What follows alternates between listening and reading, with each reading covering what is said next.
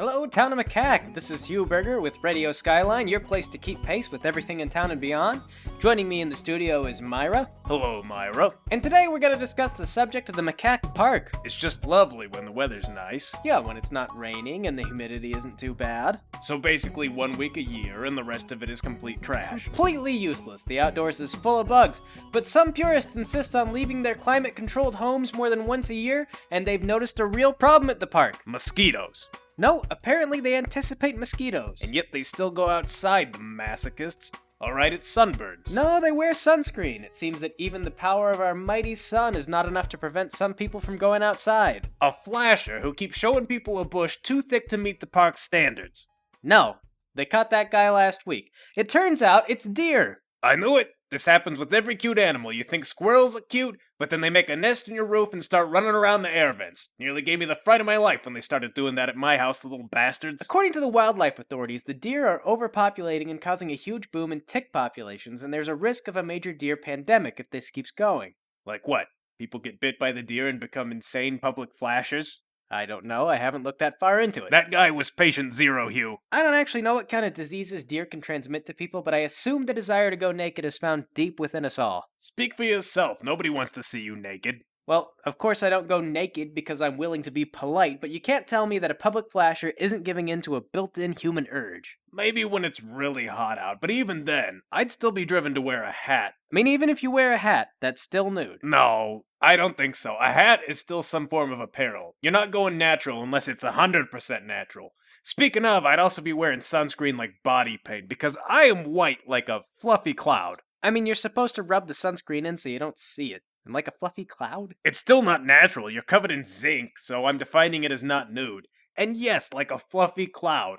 Like an evocative drift of freshly fallen snow. Like a delicate, pristine tulip. I'm beautiful is what I'm saying, and if you disagree with me, I will hammer a fingernail file through your liver.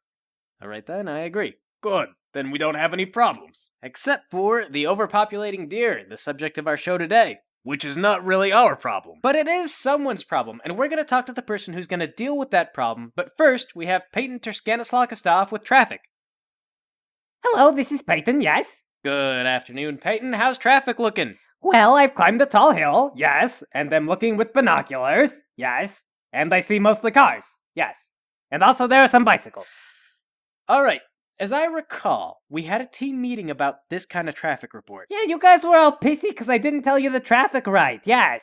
It was a constructive conversation. Demolition is a type of construction work, yes. I believe Bob, our studio head, ordered some kind of training module. They were all online, yes. Multiple choice questions, take as many times as you want. All I had to do is memorize the answers. But was there not something in there about how traffic reporting doesn't involve telling us that there's cars in traffic? How else do you expect traffic to be reported? Yes, there's cars in traffic. I mean, she could probably just link the first 3 words of any answer to the multiple choice question if you see it enough times. Yes, it's so easy. Well, dang it, this is not informational, Peyton. I said in the meeting that online modules are a stupid way to train people. We are not a retail store. We can personally interact with all of our employees. I think there's more red cars than green ones today, yes. Alright, Town of Macaque, you heard it here. More red cars on the street than green. And now for a commercial.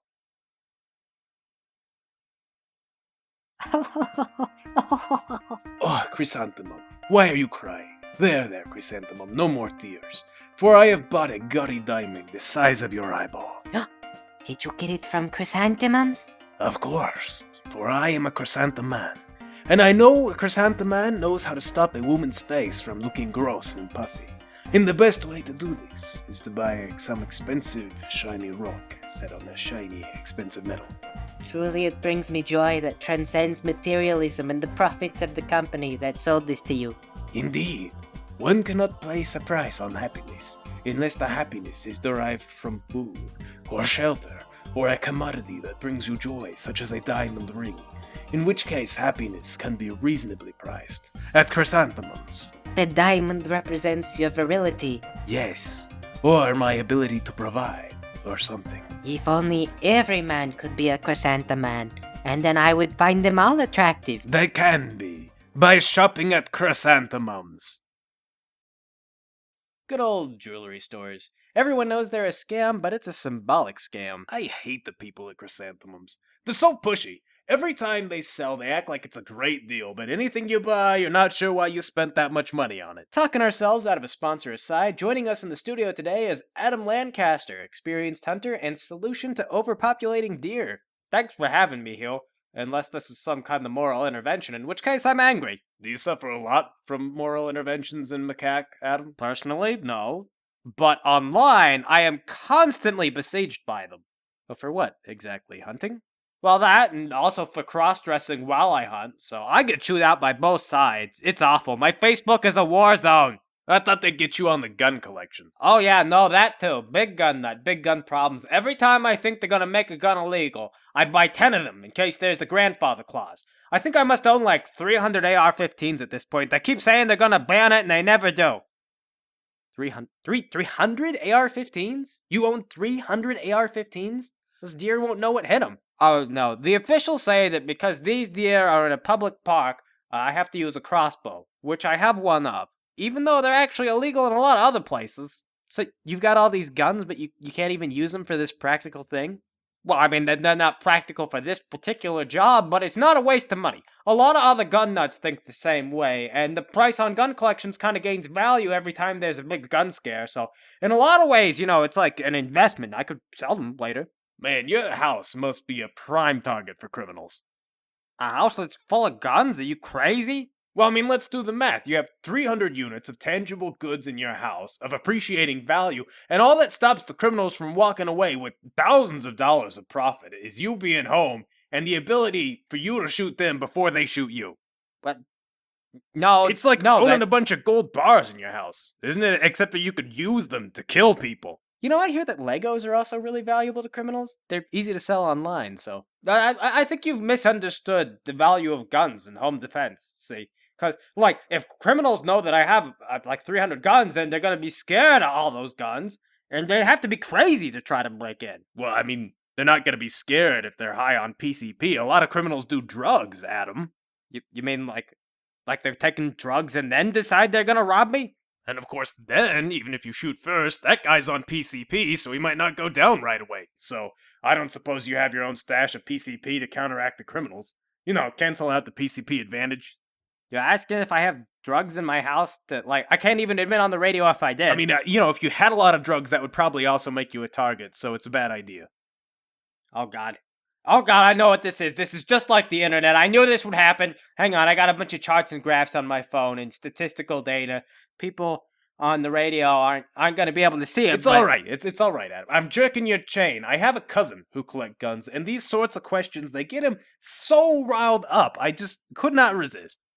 Oh, well, shame on you. I thought my beliefs and my hobbies were under attack again. I know. It's a stupid, they're stupid questions. What if a man parachutes out of the sky and shoots you in the back of the head before you see him? How's the gun gonna save you? It's a trap question, but it makes you feel... That's a terrible question. Your cousin is a saint for putting up with you. It makes you feel like you've got to defend your guns, which I assume is a tremendous personal investment since after all, you've got 300 of just one type of gun alone. How much is all that worth, anyway? Well, I probably could have saved up and bought a house, but, like I say, it's still growing equity. I don't know if it's as much equity as a house. Well, maybe not in the current market. I don't know either, but I like guns more than I like houses. Guns are noisy. Anyway, well, this has been fascinating and not at all educational. It's time for us to go to a commercial. Yo, this is Slick Sam, the guy you buy your slightly used Hawaiian shirts from. And while I was selling shirts, a customer posed to me an interesting question about used underwear. And as a result, I've now expanded my inventory. That's right, Slick Sam's is now accepting and converting your used clothing into sexy underwear. Got a sock without a mate? Well, get your mate excited about underwear made from old socks. Turns out it doesn't take a lot of fabric to make a thong or any other kind of negligee, so just about anything becomes an exciting treat for your bedroom. And on that note, I've got a whole collection of Hawaiian bras in the back of the store just waiting to fly off the shelves. I cut them today. I had the idea as a proof of concept, and boy is this concept proved. Now I know what you're thinking. Sam, don't these things chafe? You can't wear just anything all day. But that's the beauty of it! Because in my estimate, this type of clothing usually comes off within 5 minutes of putting it on. And if that's not the case, then you're in some kind of argument and then maybe crying into your ice cream, I don't know. Point is, in Hawaiian underwear, you're gonna look like you're ready to party. And best of all, Slick Sam's line of lingerie is cheaper than any other competitor. In fact, if you just borrow my stuff and sew it together yourself, I'll knock 50% off the price. And if you buy 2 sets of underwear, I'll throw in a vial of Slick Sam's Slick Solution.